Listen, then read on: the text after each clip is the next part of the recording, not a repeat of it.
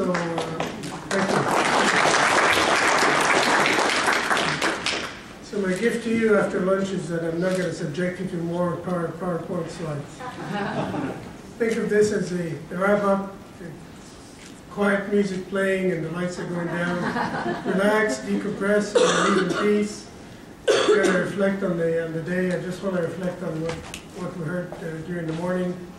A very rich menu of information, a very rich menu of insights.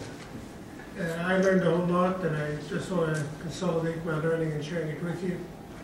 I learned that urbanization is a big deal. You remember that part? I learned that planning is necessary for refurbishment projects. I learned that Ontario is not in the forefront of mass burn and waste management, and there's a lot more potential for waste management by mass burn and incineration than we're seeing today.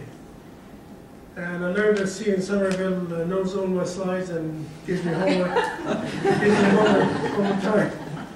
So I'm not going to repeat all the demand and supply equations and all the NOAC information that you have in the slides, Stephen. You've done a wonderful job of that. I just want to assure you that 90% of the people have no idea what you're talking about. I stopped projecting these slides because they're far too complicated. And thank you for repeating them and using. So one other thing that I sort of remember now and then is never to stop at the marvel that is electricity. Electricity today, you learn that it can be made from uranium, rock, or from garbage, or as we know, from solar, from wind, from water, from natural gas, from oil. It's a marvelous product that can be manufactured by many ways and many avenues. And in some sense, that is the reason it's controversial. That's the reason it's a policy debate that's very rich and very extensive. It's also vital and strategic commodity. I mean, you can't imagine what life would be like without it. There was a survey of the most important innovations, and electricity usually comes in as second or third. I forget what the first and second are. I mean, I don't look for that. I see where electricity is. So the Atlantic Monthly, this month, listed the 50 most major inventions. Electricity was #2. Ahead of computers, ahead of water management, ahead of many other things. It enables most of that. And because it's strategic, because it can be made many different ways, it attracts a whole lot of interest, policy interest and scientific interest and technological interest, as you've seen here today. It also attracts a lot of expertise. Everybody's an expert on how best to do electricity. Everybody has a view on electricity matters, despite the fact that it's only 20% of our energy supply, as I learned again and confirmed again today. Electricity is a manufactured product. It's not an energy source. It's a secondary energy source manufactured from other primary sources. And because of its impact on the environment, because of its impact on the local economy, and because of its vitality and importance, it attracts a lot of policy interest, particularly in Ontario. Ontario was developed primarily around the Niagara Power, so it has a historical link to Ontario's development. The word hydro in Canada is synonymous with electricity. No, not anywhere else in the world. And in the United States, it's here Edison. Edison is synonymous with electricity, but hydro and Niagara Power is the birth of Ontario's manufacturing heartland, and gave Ontario the boost that it did, and hopefully we can sustain that into the future. Clarington, as you know, is a home for many energy and university, and all of that was gone through this morning. 30% of the electricity in Ontario is made right here in this area. Sometimes, some hours, it'd be half the electricity will be made here, off-peak hours.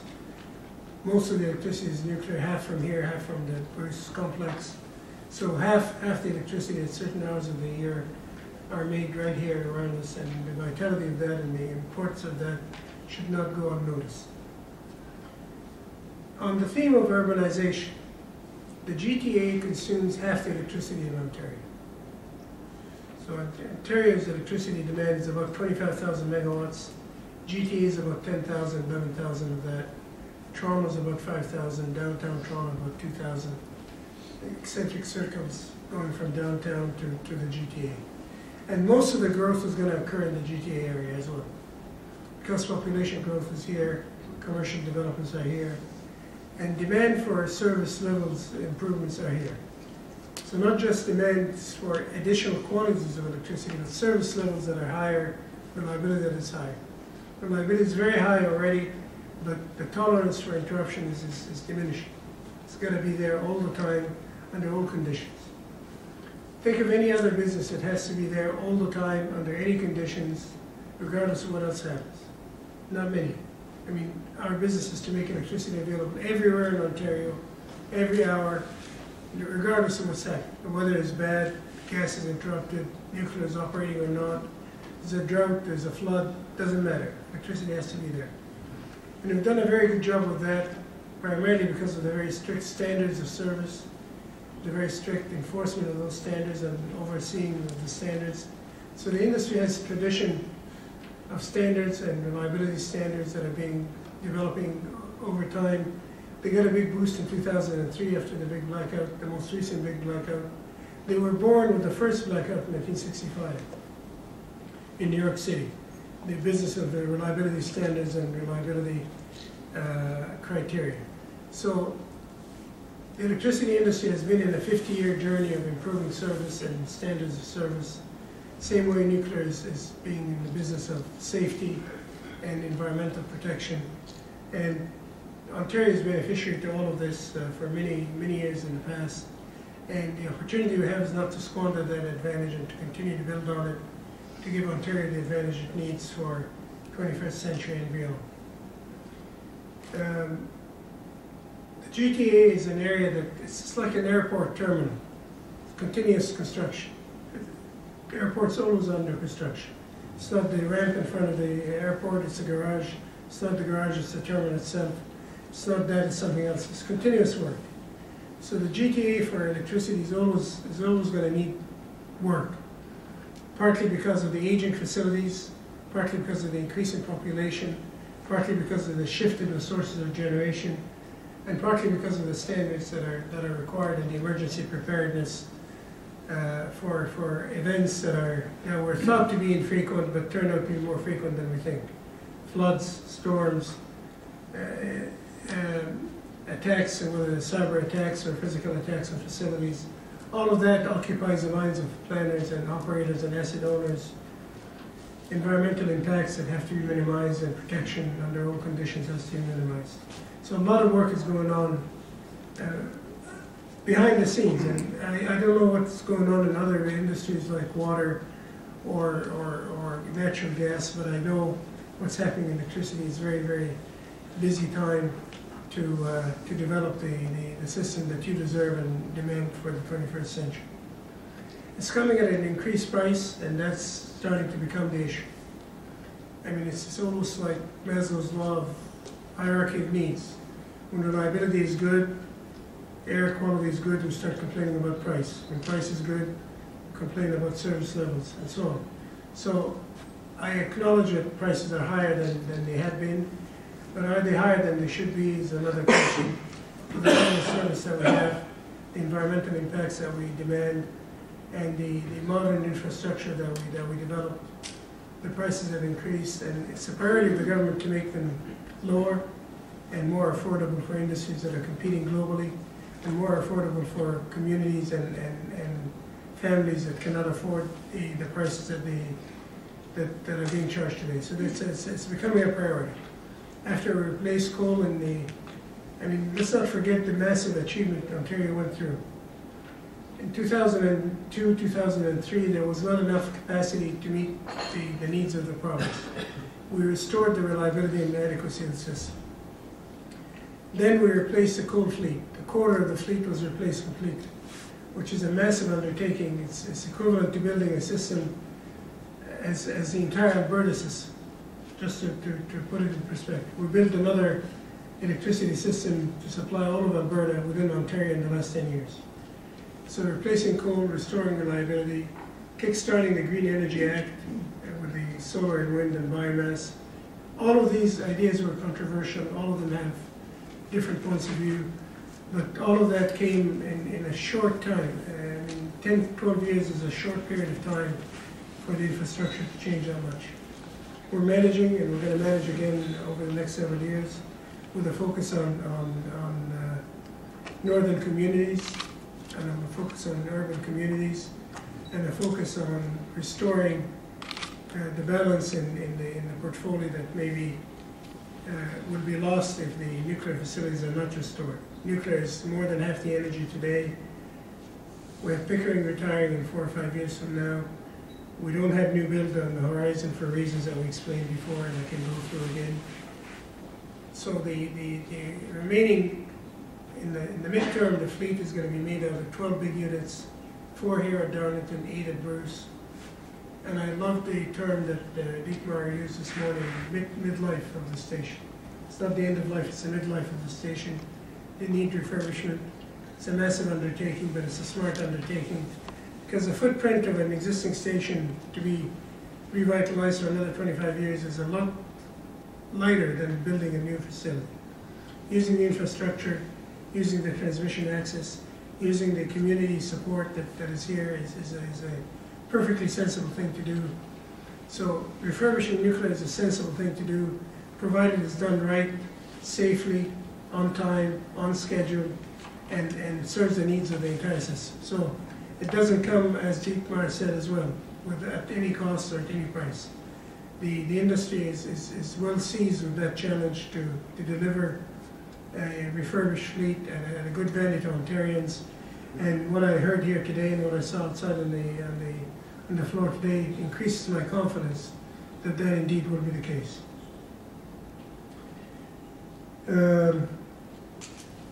What else do I want to talk about? Some of the things that you gave me, Stephen, on the gap in electricity. Anybody interested in gap for electricity planning? Mm-hmm. You are? Yes. Okay. Let's talk about that for a minute. We have a lot more electricity than we need today.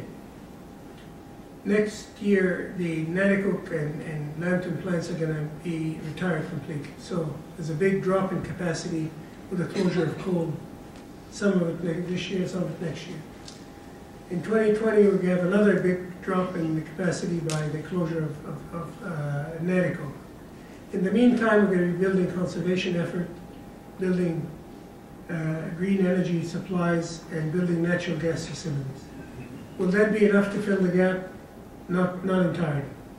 So we're aware of the options that we talked about today. Quebec, my Canada includes Quebec. I don't know about you folks, but Quebec is next door with massive amounts of energy. And for those of you who don't know it, we buy electricity from Quebec every day. Every day we're buying electricity from Quebec. Every day we're selling electricity to Quebec. Every day we're selling electricity to New York and Michigan. The interchange of energy across the border is a very dynamic and very active trade. We trade about 15% of the volume produced in Ontario every year. And that can increase depending on the need and economics. So that's a source of supply that can fill in some of the gaps some of the time. Renewable energy is another source of capacity that can fill in some of the energy some of the time. The word that was used today is balance. Balance, a portfolio of balanced supply is key to success in Ontario. No one source is capable of supplying electricity every hour, every day, everywhere, regardless of what the circumstances are. We don't have that gift. We don't have hydroelectric facilities such as Quebec or Manitoba that can do that. So we were into portfolio. Many of you would be familiar with the portfolio concept in the financial sense. Stocks, bonds, emerging markets, dividend stocks. If you knew what would win, you'd buy old dividend markets or old emerging markets or old stocks or old bonds. But because you don't know, you get into a portfolio. So we don't know what natural gas prices will be. Natural gas prices have been volatile in the past. They promise to be more stable and lower in the future. But we don't know what carbon prices are going to be. And because the planning horizon is 30, 40 years, you hedge. You hedge by having a component of nuclear, component of renewables, component of conservation, component of gas. And that's Ontario's strategy. It served us well, and I think it will serve us well going forward. So the gap coming forward is quite dependent on the recovery of a large industry that consumes a lot of electricity, power, pulp and paper, steel, chemicals, and those have been hit very hard in the last several years, primarily because of the rise in the Canadian dollar, primarily because of the global rearrangement of where the production takes place globally.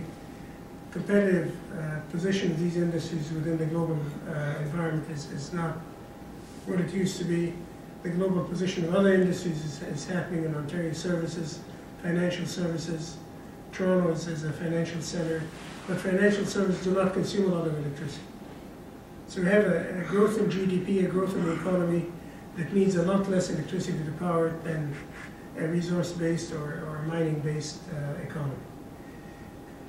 A story that's happening far away from here, and it turns out that Ontario is a very large place, actually 1,500 kilometers away, north of Dryden, way into the north, the shores of Hudson Bay, remote communities in the north.